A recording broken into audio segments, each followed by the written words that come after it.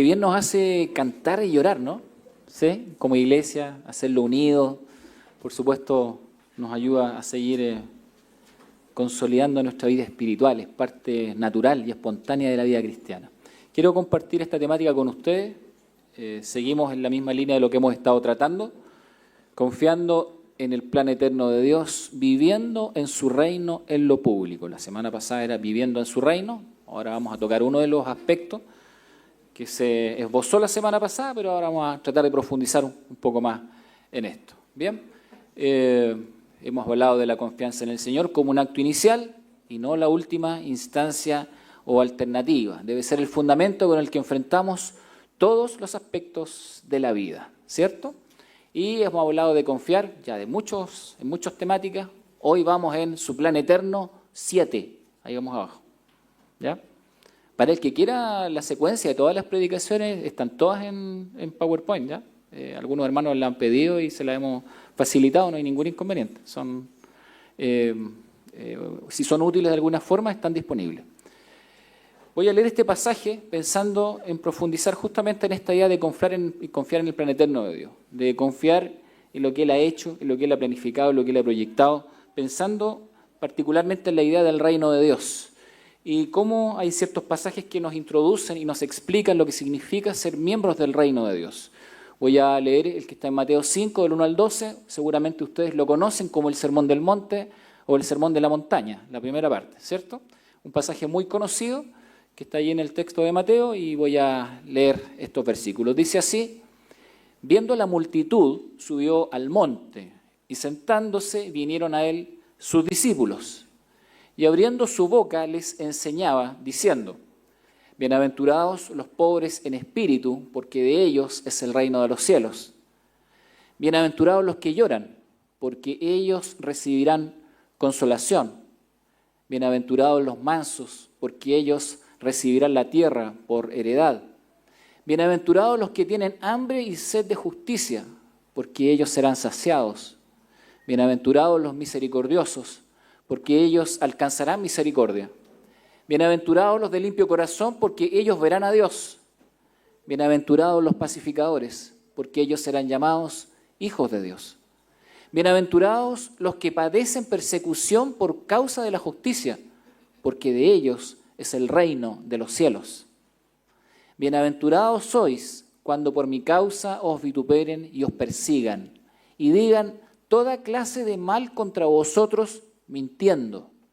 Gozaos y alegraos, porque vuestro galardón es grande en los cielos, porque así persiguieron a los profetas que fueron antes de vosotros. Denme un momento para pedir dirección del Señor. Señor amado, estamos delante de tu presencia, con alegría en nuestro corazón, y de manera muy humilde te pedimos que tú nos guíes en el estudio de tu palabra. Que esta palabra bendita obra en nuestra vida, nos ayude a seguir creciendo contigo, a comprender lo que significa ser un ciudadano del reino de Dios. Guíanos, Señor, para vivir de una manera distinta y diferente como así lo plantea tu palabra. Y que a cada paso que demos, Señor amado, reflejemos el carácter de Cristo en nuestra vida. Gracias, Padre. Te honramos y te glorificamos en el nombre de Jesús. Amén. Amén. Bien, como dije, un pasaje hermoso. Algo de esto hablamos la semana pasada, solamente un par de slides de resumen.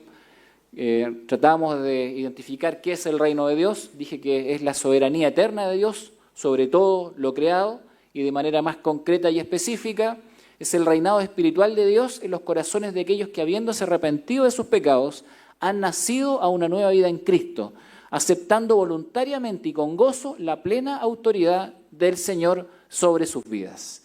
Es un Dios que ha implantado un reino por medio de la persona de Jesucristo, un reino de gracia, de amor y de misericordia, que encuentra cabida en todos aquellos que han entregado su vida delante de su presencia, en quienes habita entonces el Espíritu de Dios, en quienes obra la gracia misericordiosa del Señor y que son entonces participantes de la herencia, participantes del reino de la luz, participantes de la ciudadanía celestial que se hace una realidad, obviamente también en términos terrenales. Así es que mirábamos que la realidad del reino es algo transversal a través de la historia y que el texto bíblico nos habla de esta presencia del reino, de un rey que está allí presente. Y el reino, por lo tanto, va a provocar una enorme diferencia, y la ciudadanía en el reino, respecto de lo que significa un estilo de vida, respecto de cómo entendemos nuestra vida, respecto de cómo entendemos la vida cristiana y respecto también de cómo entendemos la realidad. Por supuesto, la realidad del reino va a exigir una coherencia entre lo público y lo privado, ¿sí? No se trata solamente de creer en lo privado, sino que se trata también de que eso privado tenga evidencias públicas. Tiene que haber coherencia y tiene que haber consecuencia. Allí tenemos entonces en el reino al Señor que gobierna nuestra vida, el fundamento para comprender la realidad desde las certezas y desarrollar las convicciones, la base moral y la ética para el ejercicio de las correctas decisiones, la definición del propósito de la vida, nuestro camino y nuestra meta, y por supuesto el poder del Espíritu Santo para poder vivir y habitar en ese reino y expresar con un estilo de vida que agrada al Señor lo que significa ser miembro del reino de Dios. Eso fue la semana pasada. ¿Estamos bien hasta allí? ¿Sí? ¿Fue muy rápido? Lo repito, ¿no? Ok. Por tanto, nos plantea el desafío de ser consecuentes, recuerden esto, respecto de lo que creemos, lo que decimos y lo que hacemos, ¿sí? Ese siempre va a ser un desafío para la vida cristiana, porque el reino de Dios vive en tensión constante con los reinos de este mundo, y la vida cristiana vive en una tensión constante con los reinos de este mundo. Somos ciudadanos de este mundo, en cierto sentido, pero podemos considerarnos extranjeros y advenedizos, dice la palabra del Señor. Simplemente un tránsito, porque nuestra ciudadanía y lo que nos define es el reino de Dios. Así es que la coherencia entre lo que creemos, decimos y hacemos. John Stott, un escritor probablemente muy conocido por algunos de ustedes, él decía lo siguiente: todas las generaciones en algún punto se vuelven críticas con su entorno social y realizan la búsqueda de algún pensamiento alternativo al mismo. Una contracultura, decía él. No importa cuál sea la orientación, la filosofía, la ideología, todas las personas tienden a ser críticas con el tiempo que les corresponde vivir y manifiestan esa actitud crítica, ¿cierto?, buscando un camino que sea alternativo, distinto, diferente del que conocen. A eso él llama una contracultura. Una contracultura que los guíe con una mirada alternativa al mero discurso cultural del momento, de la moda o de la imposición de quien detenta temporalmente el poder o la influencia social. Por eso surge a veces, ¿cierto?, este rechazo o esta oposición a lo que un grupo de poder puede de alguna forma plantear. La Iglesia, dice él, debiese representar entonces esa realidad alternativa. Es decir, que cuando de alguna forma las personas buscan una mirada distinta, debiesen encontrar en la Iglesia esa mirada diferente. Es difícil esperar entonces en aquellos que no son parte del reino de Dios, no lo aprecian, o desechan la presencia de Dios en sus vidas, o desechan el fundamento de la palabra, pedirles que vivan bajo los valores del reino y que sean una señal del mismo. Eso es imposible. ¿Pero a quién se lo podemos pedir? Se lo podemos pedir a los ciudadanos del reino de Dios, a la Iglesia de Cristo. Entonces él dice, la Iglesia debiese representar entonces esa realidad alternativa. Por ello, comenta Stott, es una tragedia, dice él, cuando lo que se encuentra en ella no es contracultura, sino conformismo, ya que con esto la Iglesia contradice su verdadera identidad. Porque el tema central de la Biblia, del principio a fin, estriba en que el propósito histórico de Dios es llamar a un pueblo hacia sí mismo, para que este pueblo sea un pueblo santo, apartado del mundo para pertenecerle y obedecerlo, y que su vocación sea congruente con su identidad, es decir, ser santo o diferente en toda su apariencia y conducta. ¿Ven? El llamado entonces a ser distinto. Ese llamado es transversal en toda la Escritura. Si usted busca esta idea de ser un pueblo santo y apartado por Dios y para Dios, está en el Antiguo Testamento y también está en el Nuevo Testamento. ¿Sí? Como plantea Stott, efectivamente, él dice, es una tragedia cuando las personas de diferentes culturas comienzan a buscar esa alternativa que les muestre cómo vivir y terminan encontrando a veces una iglesia que es conformista, una iglesia que se conforma o toma la forma del entorno y no muestra esa alternativa y no muestra esa diferencia. Entonces hay un llamado, dice él.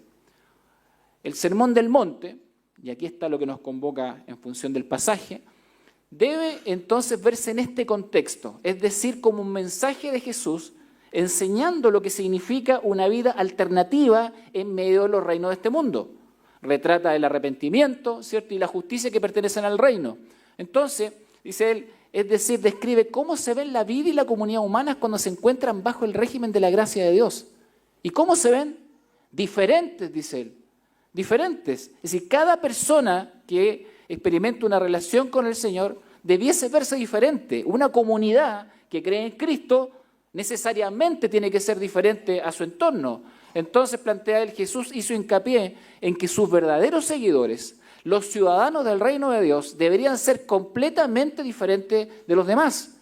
No debían tomar sus líneas de acción de los pueblos que los rodeaban, sino de Él. Y de ese modo comprobar que eran hijos auténticos de su Padre Celestial. Así dice Stott, a mi parecer el texto clave del Sermón del Monte en Mateo 6:8. No os hagáis, pues, semejantes a ellos. No seas semejante, ¿cierto? Y que tu vida no exprese solamente los valores de la cultura, de la sociedad, obviamente cuando estos se oponen al Señor, sino el llamado a ser diferentes. No seas como ellos. ¿Recuerdan ustedes algunos pasajes respecto de esto? Si miras el Antiguo Testamento y ves cuando Dios le habla a Jeremías, por ejemplo, ¿sí? Que no se conviertan, ¿cómo es? Ya, ok. No te conviertas a ellos, sino que ellos se conviertan a ti. Jeremías 15 lo van a buscar después, ¿eh? Están todos en la duda ahí. Jeremías 15, ahí lo pueden buscar. Sí, justamente Jeremías tiene en su relación con Dios, se plantea con esta idea de que tal vez él está viviendo, incluso en sus emociones, en su perspectiva de vida, en una condición exactamente igual que el resto, y Dios le llama la atención. Y le dice, tú no puedes ser igual que el entorno, no puedes ser igual al entorno. Que ellos se conviertan a ti, pero tú no te conviertas a ellos. ¿Ven? Sé distinto, sé diferente. Es lo que plantea él. Entonces, cuando uno mira el Mateo 5, lo que está observando es justamente el llamado de Jesús a ser distintos y diferentes. Cada una de las expresiones que allí está nos habla de esa realidad diferente y distinta. Las bienaventuranzas, que nos plantean 3 preguntas. Algunos dicen que está identificado el lugar aproximadamente del Sermón del Monte. ¿Bien? Incluso hay un templo en aquel lugar al día de hoy. Esa es una imagen del entorno del mar de Galilea. 3 preguntas. ¿Es auténtico? ¿Es pertinente? ¿Es práctico el Sermón del Monte? Lo que Jesús dijo en ese momento de su vida, ¿nos dice algo ahora a nosotros? ¿Es relevante lo que Él dijo allí? ¿Es importante? ¿Sigue siendo diferenciador? ¿Sigue siendo entonces algo que marca el estilo de vida de la vida cristiana? Entonces algunos se preguntan, ¿es auténtico? ¿Jesús habrá dicho esto realmente? Porque cuando uno mira el texto de Mateo y después el de Lucas hay alguna diferencia. Bueno, en realidad el consenso es que lo que está acá es un resumen probablemente de la enseñanza de Jesús más bien extendida. Fue en varios momentos y en varios lugares. ¿Es auténtico? No hay ninguna duda de que es auténtico. El problema no es con la autenticidad, el problema es con lo que dice, porque genera tremendas demandas a la vida cristiana. Y si alguno pone en duda la autenticidad, es más bien por el conflicto de tener que vivir de la forma en que se está planteando. Entonces, ¿es pertinente? ¿Era pertinente en ese entonces? Claro que sí. ¿Es pertinente hoy vivir de una manera distinta, diferente, alternativa a la manera de Dios como ciudadano del reino? ¿Es pertinente hoy? Probablemente más pertinente que nunca. ¿Sí? ¿Es práctico? Eso quiere decir, ¿es algo que se puede vivir realmente? ¿Me está de alguna forma proponiendo Jesús ciertas ideas que son inalcanzables para la vida del ser humano? Alguien dice que hay que hacerle un análisis de factibilidad al Sermón del Monte. ¿Sí? ¿Es posible o no es posible? ¿Sí? Bueno, habla del carácter, habla de la influencia, habla de la justicia, de la piedad, del anhelo, de las relaciones, de la entrega, del fundamento. En pocas palabras, te habla profundamente de todo lo que significa ser ciudadano del reino de Dios. Algunos dicen que hay que analizar la relación entre lo ideal y la realidad, ¿sí? Es decir, lo que está planteado allí y lo que uno puede alcanzar.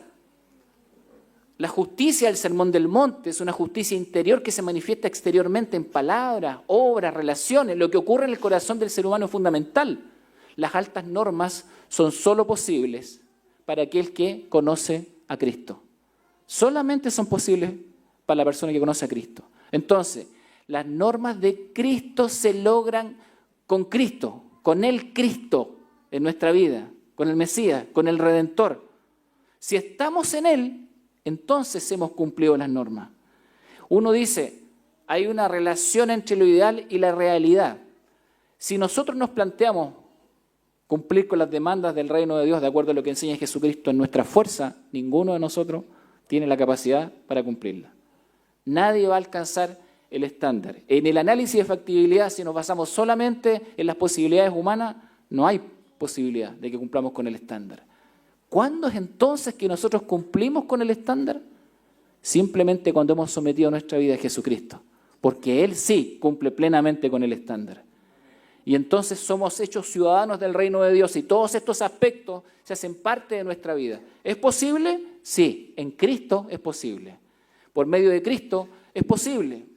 La expresión bienaventurado no es una felicidad subjetiva. Se ha traducido de muchas formas como felices. Y hay gente que toma el concepto de felices y lo simplifica. Ah, sí, una persona que conoce a Dios es feliz. Está siempre con una sonrisa, está siempre contenta. Y ahí queda, ¿no? Parece que fuera algo muy, muy subjetivo. No lo es. El ser bienaventurados no es una felicidad subjetiva. El ser bienaventurados no es simplemente la descripción de un estado emocional. Es mucho más que eso. Describe a un tipo de persona especial. Describe cualidades, describe bendiciones prometidas. Describe el estado de una persona en su relación con Dios. Sí, efectivamente, una persona que conoce al Señor y que es parte del reino de Dios, disfruta de la presencia del Señor en su vida y es efectiva y objetivamente feliz, totalmente feliz, independiente de las circunstancias, independiente de las tristezas, independiente de las pérdidas, independiente de los conflictos que tengan que enfrentar, de los desafíos de la vida. Una persona que ama al Señor y que es parte del reino de Dios, efectivamente es feliz. ¿Hay felicidad aquí?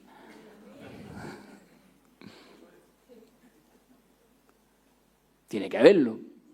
¿Hay felicidad? ¿Recuerdan cuando vimos lo de la confianza en Dios, la consecuencia final? Felicidad, alegría, gozo. Querido hermano, querida hermana, ¿no se le llena el corazón cuando entiende que la presencia de Dios está en su vida? Se refiere a eso. Bienaventurada la persona, entonces, que conoce al Señor.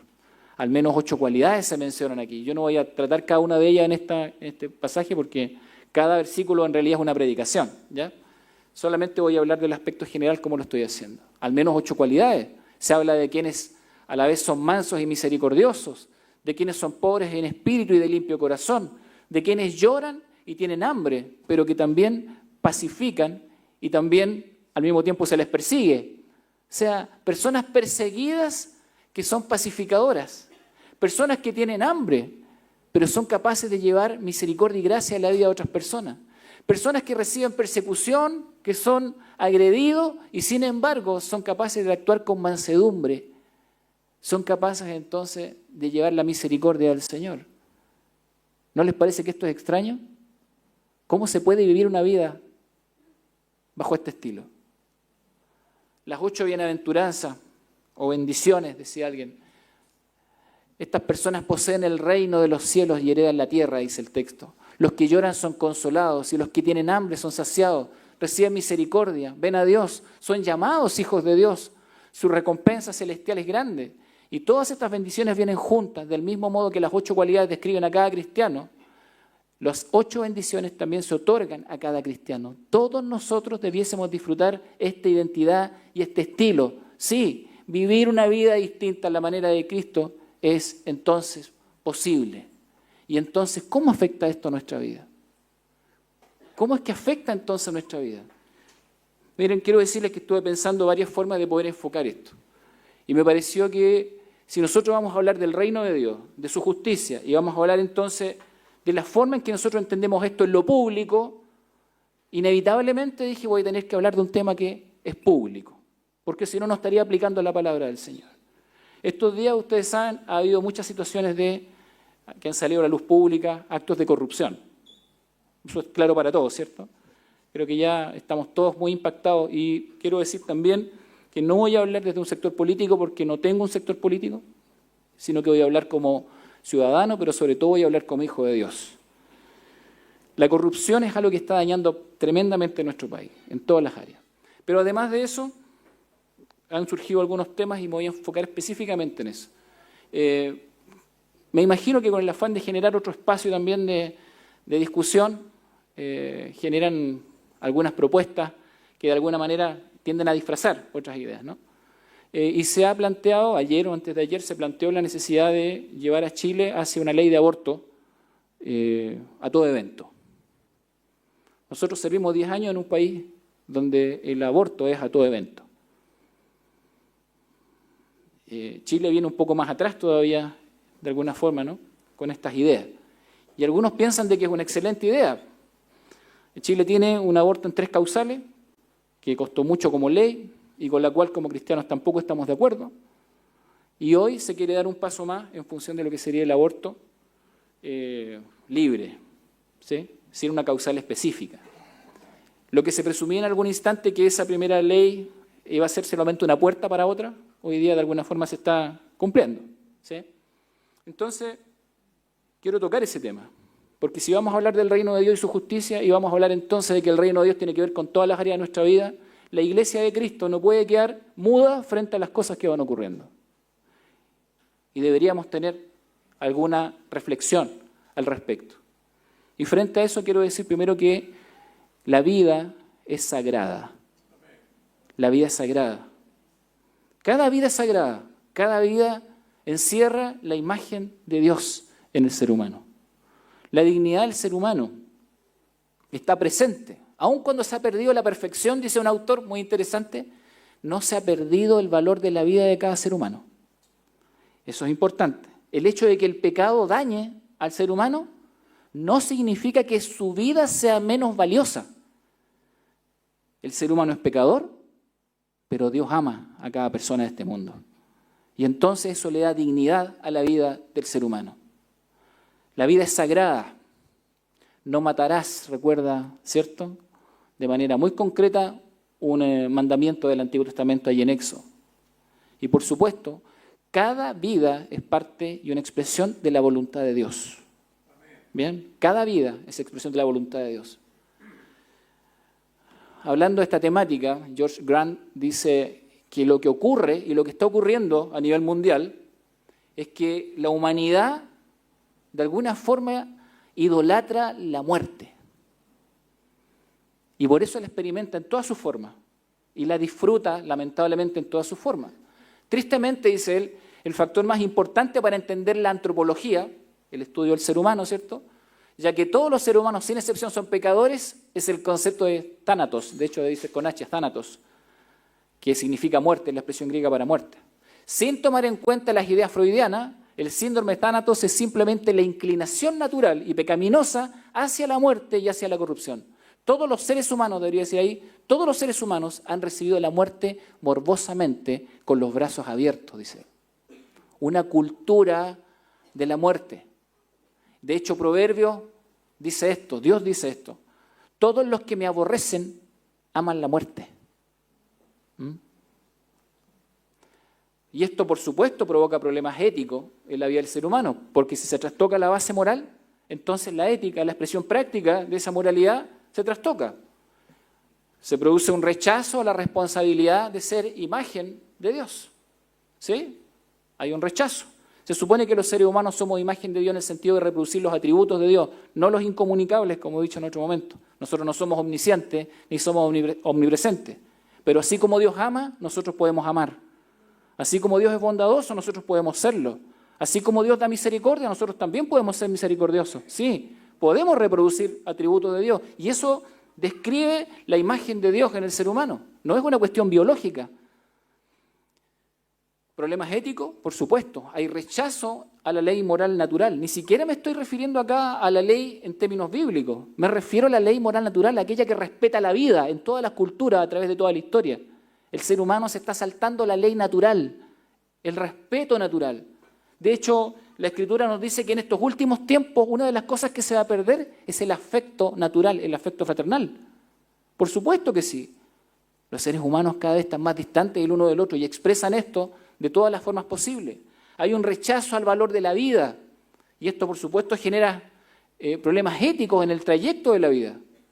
Cada uno de ciertos elementos que se han producido como voy a poner entre comillas avances, ¿cierto?, van representando de alguna manera ese alejamiento del ser humano respecto de lo que es el valor de la vida. Clonación, la eugenesia, la eutanasia, el cambio de la naturaleza hombre-mujer y por supuesto el aborto.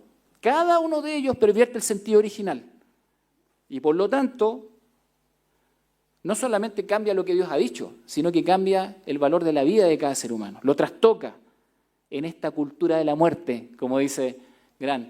Bien, la vida del ser humano, si nosotros pensamos en ese elemento del aborto, solamente lo pensamos en términos biológicos.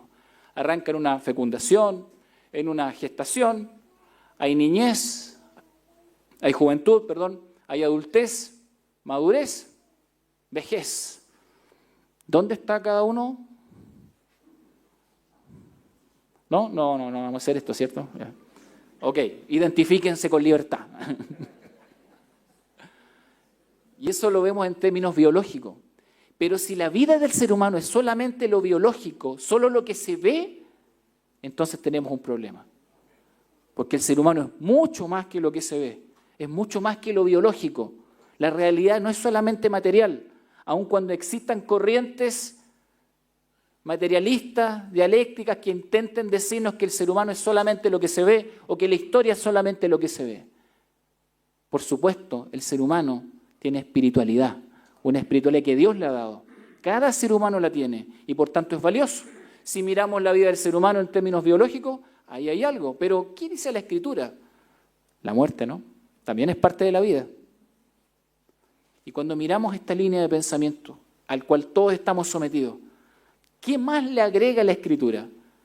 Miren lo que dice la perspectiva bíblica. Job dice, el Espíritu de Dios me hizo y el soplo del Omnipotente me dio vida. ¿Ven? Dios me hizo, dice él. Isaías 64, ahora pues, Jehová, tú eres nuestro Padre, nosotros barro y tú el que nos formaste, así que obra de tus manos somos todos nosotros. ¿Se dan cuenta que la dignidad del ser humano es distinta cuando uno lo mira de una perspectiva bíblica? Porque cada vida entonces tiene sentido. Salmo 100, reconoced que Jehová es Dios, Él nos hizo y no nosotros a nosotros mismos. Pueblo suyo somos y ovejas de su prado. Job 14 dice, ciertamente sus días están determinados, ¿sí? El Dios de la vida también. Y el número de sus meses está cerca de ti. Le pusiste límites de los cuales no pasará. Habla de la vida del ser humano. Dios trazando el paso de los años. A veces nosotros nos quejamos de que esta persona vivió más o menos. Yo creo que simplemente el acto de vivir es misericordia del Señor. Más allá de la cantidad de años que uno anhelara o quisiera, ¿no? El solo hecho de existir es misericordia del Señor. Eclesiastés 3 dice, todo lo hizo hermoso en su tiempo y ha puesto eternidad en el corazón de ellos, sin que alcance el hombre a entender la obra que ha hecho Dios desde el principio y hasta el fin. Ha puesto eternidad en la vida de ellos. Miren lo que dice Isaías. ¿Qué aflicción les espera a los que discuten con su Creador? ¿Acaso discute la olla de barro con su hacedor? ¿Reprocha el barro al que le da forma diciéndole detente, lo estás haciendo mal?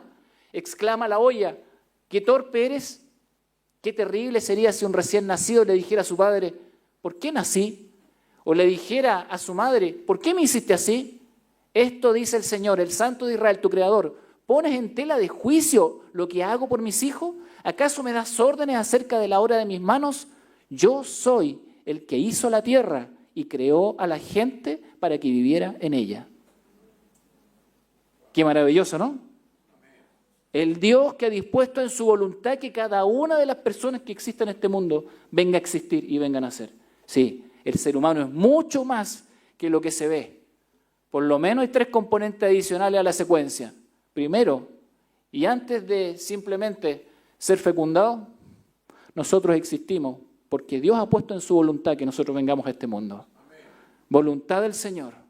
Y ahí agreguemos el resto, por supuesto, todo lo que ustedes ya vieron. Pero además de la muerte, nos dice que también existe la voluntad de Dios para partir de este mundo. Y entonces nos dice también que hay una vida eterna dispuesta para todos. La vida del ser humano no es solamente una cuestión biológica, no es solamente la línea de tiempo a la que estamos acostumbrados. Hay un antes y hay un después. La vida del ser humano es valiosa porque el Señor lo ha hecho así. Entonces, ¿Podemos nosotros decir algo respecto a esto? Ahí plantea algo del fundamento que nos invita a nosotros como cristianos a dar una respuesta a aquellos que afectan con sus decisiones el valor de la vida. Estamos en un tiempo donde lo bueno es malo y lo malo bueno. ¿Sí?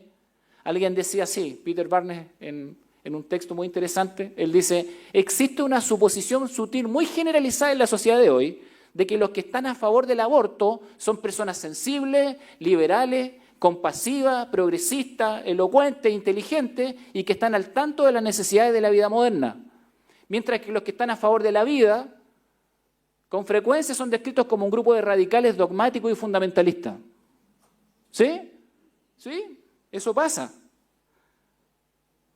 Y mucha gente que promueve el aborto se tilda de progresista o se tilda de conocer las necesidades de las personas e impone un sistema de pensamiento que está afectando la vida del ser humano. Respecto de esto, John Powell dice lo siguiente, y habla del aborto como un holocausto silencioso. Dice así, lo menciona así en su texto, y él usa el pasaje que está bajito en Proverbios donde dice, abre tu boca por el mudo, como un desafío para la iglesia. Abre tu boca por aquel que no lo puede hacer. Bonhoeffer, ¿lo conocen a él? ¿Sí? Falleció cuando estaba terminando la Segunda Guerra Mundial, perseguido por los nazis. Él dijo, la destrucción de un embrión en el vientre de la madre es una violación al derecho de vivir que Dios le ha concedido a la vida incipiente. El preguntar si en este caso se trata o no de un ser humano es tergiversar el asunto, cuando estaba en discusión, ¿cierto aquello? La realidad es que la intención de Dios era ciertamente crear un ser humano y que de forma deliberada se le ha negado la vida a ese ser humano naciente. Y esto no es nada menos que un asesinato. ¿Ves? Lo plantea él. Entonces, pregunto, ¿progresismo o notable retroceso? ¿Por qué? Lecciones de la historia que no podemos olvidar. Otro libro bien interesante. Los egipcios descuartizaban a los bebés recién nacidos.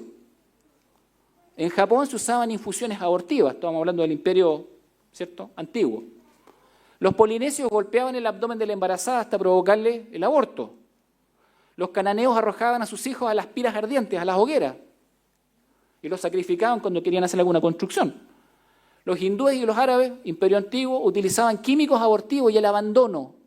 Hasta el día de hoy, en algunos lugares de la India, por ejemplo, si nace una niña, dado el costo que significa la dote, es abandonada en la calle o en una caja. Hay niños que no son deseados y no son queridos. En China se ataban cuerdas en la cintura hasta provocar el aborto. Se apretaban constantemente hasta que se le provocaba el aborto a las personas. Los persas desarrollaron procedimientos quirúrgicos utilizando una legra. Todos saben lo que es una legra, ¿cierto? Para hacer el raspado que se utiliza hoy en día como una espátula, por así decirlo, en términos básicos. Ellos ya lo habían creado, los persas. Los griegos producían hierbas abortivas. Los romanos abandonaban a los bebés fuera de los muros de las ciudades, generalmente en el lugar del basural, cuando no los querían y no eran deseados, y entonces los dejaban allí para que se lo comieran los animales salvajes o murieran de hambre. La muerte de los bebés. Esto siempre fue así a través de la historia. Algunos se olvidaron de la historia. Cuando irrumpió el cristianismo, trajo una mirada distinta al valor de la vida, el valor de cada ser humano. El valor de que una persona venga a este mundo a nacer bajo la voluntad del Señor. Y hoy entonces algunos pretenden utilizar un concepto de progresismo para decir que este es el camino para la vida del ser humano, que es el camino para nuestro Chile. La cultura de la muerte, decían alguien, haciendo referencia al culto que ustedes conocen, a los cultos cananeos del Antiguo Testamento. ¿Sí? El culto a Moloc. El culto a Moloc aún existe, dice él, un autor, ¿no? También es llamado Milcom. Esa es una imagen que ustedes pueden reconocer, hay una infografía allí. Ven el bebé. Esta es una imagen de hierro. Estaba vacío aquí por dentro, entonces se metía leña, se encendía una llama y esto se calentaba el rojo vivo, la imagen. Entonces venía un sacerdote, tomaba al bebé y lo ponía en los brazos. Se cocinaba delante de todos. No solamente eso, en estas culturas, con el afán de provocar el dolor, el sufrimiento, a veces se le ponía una tela en la boca al bebé y se conectaba una vasija con agua para que el agua fuese subiendo poco a poco y lo fuese ahogando poco a poco. En otras culturas también se le rompían los huesos a los bebés, ¿sí? Desde lo menos vital a lo más vital, de tal forma que sufrieran en la muerte, porque el sufrimiento en sí era un tipo de sacrificio. Y uno dice, eso es horrible, eso pasaba en la historia, pasaba hace tantas décadas atrás. ¿Han visto cómo se provoca un aborto? ¿Algunos de ustedes han visto imágenes? Estuve tentado a poner una imagen, dije, es demasiado horrendo, es demasiado grave, es demasiado doloroso. Las técnicas abortivas son tremendas. Se utilizan químicos que a veces secan al bebé. ¿Saben que hay bebés que han sido abortados y quedan vivos después de eso? Y están minutos o incluso horas vivos hasta que mueren. Algunos son descuartizados en el vientre de la madre y son extraídos. Entonces uno mira y dice, ¿esto es de la historia nomás? ¿De la historia pasada? Hemos tecnificado los procedimientos y hemos modernizado los procedimientos, pero la esencia, lo que está ahí, sigue siendo exactamente la misma, la destrucción de la vida. Entonces, cuando hablamos del reino de Dios en lo público, ¿podemos como iglesia guardar silencio frente a estas cosas? No creo que sea correcto. No creo que sea correcto guardar silencio. Creo que tenemos algo que decir. Creo que aquí hay muchos profesionales que practican la medicina. Algunos van a tener la oportunidad de ejercer la objeción de conciencia. Y creo que es un gran paso. Y creo que de alguna forma, de manera valiente hay que hacerlo. Pero me parece que todos tenemos que ir más allá. En nuestros diálogos, en nuestra influencia, con nuestros compañeros de trabajo, en los colegios, en la universidad. ¿Podemos guardar silencio frente a este tipo de cosas? No. No nos podemos hacer parte de algo que daña la vida que Dios ha creado. ¿Hay alguna diferencia con el pasado? Puse imagen sutil y lo que está al lado simboliza lo que ocurre, los restos que quedan. ¿Hay alguna diferencia con lo que ocurría hace cientos de años atrás? Lamentablemente no mucha. Y hablamos de algún tipo de evolución y progresismo. En la cultura de la muerte, el ser humano no solo puede llegar a aprobar la muerte de un hijo, sino que lo puede llegar a hacer para encubrir su propia lujuria, dice un autor. Para encubrir su propia lujuria. ¿Qué está detrás de esto entonces? De estas decisiones. Se disfraza de preocupación por la vida de algunas personas. Se disfraza de aparente ejercicio de la libertad personal. ¿Hay libertad realmente en esto? ¿O hay esclavitud? La vida es un don de Dios, queridos hermanos y hermanas. La vida es un regalo de Dios. Es un regalo del Señor. Esa imagen es real. Fue muy famosa. Estaban terminando un proceso de un parto y el médico puso el dedito. Si ustedes se dan cuenta, el bebito le tomó el dedo. Le tomó el dedo. La vida está allí. ¿Sí? Y hoy día la ciencia ha ayudado mucho al cristianismo, en muchos sentidos, porque tenemos muchos más medios para poder determinar cómo está un bebito en el vientre materno. Por eso antiguamente el aborto era posible en cualquier momento.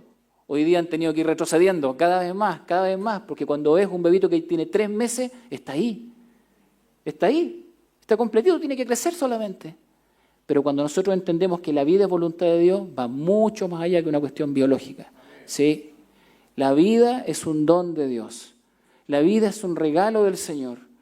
Y la iglesia cristiana, en honor a ser ciudadanos del reino de Dios, no puede compartir los valores de este mundo cuando se habla de la muerte.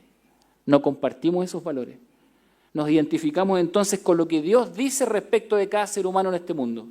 No nos identificamos con lo que la cultura pretende decirnos o pretende imponernos. Como iglesia entonces tenemos que tener más voz en este sentido y tenemos que crecer de tal forma que la iglesia encarne los valores del reino de Dios y que se transforme en una señal del reino de Dios. Que nos vean entonces todos y digan, sí, estas personas son ciudadanos del reino de Dios. Tal vez no estoy de acuerdo con ellos, pero ojalá que la gente identifique por qué no está de acuerdo con nosotros. Vivir una vida conformista no es digna de ser miembros del reino de Dios. Amoldarnos simplemente a las cosas de este mundo no es entonces el camino para quienes somos ciudadanos del reino de Dios. Característica entonces para una iglesia del reino de Dios: debe conservar su posición e independencia. Sí, en algún momento se hablaba de la relación entre la iglesia y el Estado. Está bien, no tenemos problema con eso. No tenemos problema. Hay una distancia que se ganó a través de la historia y algunos dijeron que era lo mejor. Por mi parte no hay problema. Creo que la iglesia tiene que mantener su voz y tiene que hablar y tiene que proponer desde la perspectiva que nos convoca a todos, que es la palabra del Señor. Debe sostener una distancia crítica con la cultura. No podemos aceptar todas las cosas así como así. Me refiero a esto y me refiero a tantas otras cosas más que están hoy día imponiéndose como si fuesen lo correcto. Debe vivir como imagen de Dios y no como una réplica del mundo. Debe desarrollar argumentos sólidos. Necesitamos que nuestra gente estudie la palabra del Señor y también estudie la ciencia. Estudie, por supuesto, la psicología. Estudie la sociología, que relacione los conceptos. Toda verdad es verdad de Dios, decía un teólogo. Y en la medida que vamos comprendiendo las cosas, por supuesto, entonces vamos obteniendo argumentos sólidos para responder ante lo que está ocurriendo hoy en día. Debe ser fiel a Dios y a su palabra. Debe desarrollar y sostener una infraestructura que le permita comunicar e implementar sus convicciones. Entonces uno dice, ¿vamos a construir una ampliación de templo porque queremos más gente nomás? ¿Para eso? Este es un lugar hermoso, queridos hermanos. ¿Saben por qué? Porque es un lugar donde se reúne la iglesia del Señor a proclamar un mensaje para el resto del mundo, para hacer señal del reino de Dios. ¿Queremos que venga más gente a escuchar el mensaje del reino de Dios? ¿Que venga más gente a escuchar el mensaje del Evangelio? Tenemos grandes motivos para realizar una ampliación. ¡Claro que sí! Y nos da un espacio de independencia, donde la voz de la iglesia puede ser escuchada. ¿Sí? Tenemos que cuidar nuestros espacios y tenemos que desarrollarlos. Tenemos que crecer y tenemos que avanzar. Este es el lugar que nos dio el Señor y desde aquí entonces proclamaremos el Evangelio de Jesucristo. Por tanto, una iglesia en el reino de Dios debe ser valiente y aceptar su rol público. Sí, nuestra voz no puede quedar acallada en medio de las circunstancias que estamos enfrentando. Si esto significa que vamos a tener más oposición, bueno, quiero decirle lo que dice acá. Bienaventurados sois cuando por mi causa os vituperen y os persigan. Tiene mucha más lógica lo que dijo Jesús, ¿no? ¿Sí? Cuando se burlen, cuando los insulten, cuando los maltraten, dicen otras versiones. Bienaventurados, felices, llenos de gozo, cuando por mi causa los maltraten, cuando por mi causa los persigan y digan toda clase de mal contra ustedes, mintiendo. Gozaos y alegraos, porque vuestro galardón es grande en los cielos, porque así persiguieron a los profetas que fueron antes de vosotros. Tenemos un llamado profundo a ser valientes predicadores de la palabra del Señor, pero a vivir en cada área de nuestra vida, como ciudadanos del reino de Dios. Nuestro Señor Jesucristo no se merece menos que nuestra fidelidad y no se merece menos que nuestro esfuerzo y nuestra valentía. La iglesia de Cristo tiene que ser valiente para proclamar la verdad del Señor, porque sabe que ésta alcanza y bendice a todo ser humano. Gozaos y alegraos, porque vuestro galardón es grande en los cielos, porque así persiguieron a los profetas que fueron antes de vosotros. Gocémonos y alegrémonos si tenemos problemas por esta predicación. Gocémonos y alegrémonos, porque como iglesia estamos predicando el mensaje de Jesucristo. Y la mayor fidelidad de nuestra vida tiene que estar orientada hacia nuestro Señor. Recuerden, fíate de Jehová de todo tu corazón y no te apoyes en tu propia prudencia. Reconócelo en todos tus caminos y Él enderezará tus veredas. Amén. Oremos al Señor y demos gracias